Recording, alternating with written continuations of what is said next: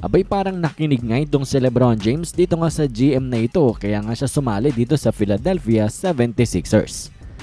Well, talagang alam natin na maraming NBA teams ang gusto dito kay LeBron James at kanya-kanya nga silang pagre-recruit dito kay LBJ.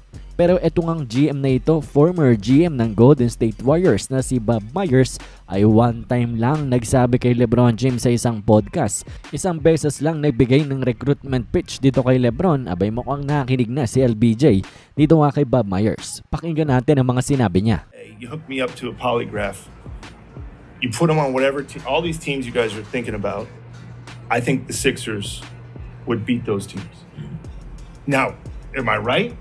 That's just my opinion. All you can say from somebody representing a team, well, all I would say is win. Like, this is the best chance to win. If you're talking about the Sixers, if he was here, I'd say I honestly believe this is your best chance to win.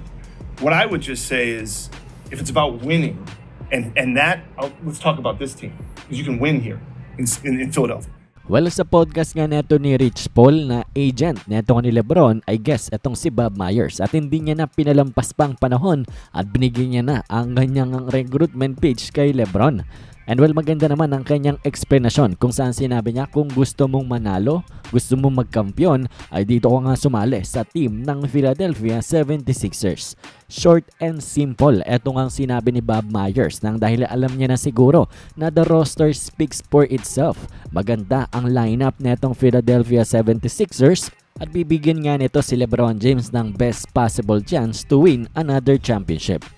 And well, alam nyo ba hindi pa natapos dyan dahil ni-reveal din ni Shams Charania na itong si Tyrese Maxey, si Jaylen Brown, pati na rin si Joel Embiid were actively recruiting him. Kumbaga behind the scenes, etong ang tatlong player ng Sixers ay grabe siguro sa pagre-recruit, panliligaw dito nga kay LeBron James na sumali dito nga sa Sixers. Tapos itong si Nick Nurse, ang head coach nitong ang Philadelphia ay the only coach he spoke with nga daw this offseason. Baka eto lang ang head coach na nag-reach out kay LeBron James personally para nga i-recruit siya. At siguro naging factor din yan dito kay LBJ. Tapos naniniwala nga rin daw siya that Philly gives him one last chance at a championship. So yan nga ang ilan sa mga madaming rason ni LeBron James why he chose the Philadelphia 76ers. At kung titingnan nga natin ang possible lineup nila, yung starting five nila, itong si Tyrese Maxey, si Edgecombe, si Jaylen Brown, LeBron James, Joel Embiid. And well, talent-wise, abay they are one of the best in the NBA. Kayang-kaya makipagtapatan sa Spurs at OKC. At hindi lang sila mga talented offensively nang dahil pagdating sa depensa, abay matindi rin itong ang lineup na ito. Lalo na sa panguna ni Brown at ni Edgecombe sa perimeter tapos Joel Embiid inside the paint.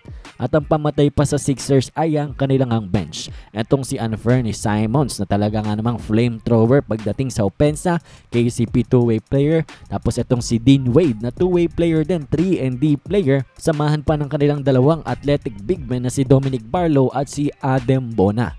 So matindi-tindi rin talaga ang team ng Philadelphia. Kaya nga maintindihan natin kung bakit ito pinili ni LeBron James at maintindihan natin kung bakit nga itong si Bob Myers ay one time lang nagbigay ng recruitment pitch niya dito kay LeBron James. Alam niya na kasi na matindi-tindi talaga ang roster at ang possible lineup netong Philly kapag kasama si LeBron. At mukhang na-convince naman siya dyan at pinili ang 76ers. Kaya ito, LeBron James will be playing for a new team next year at yan ngang Philadelphia 76ers. Anyways, kayo ba na bang masasabi nyo dito? Anong inyong opinion dito nga sa team ng Sixers with LeBron James? Komento nyo lamang inyong mga opinion sa ating comment section.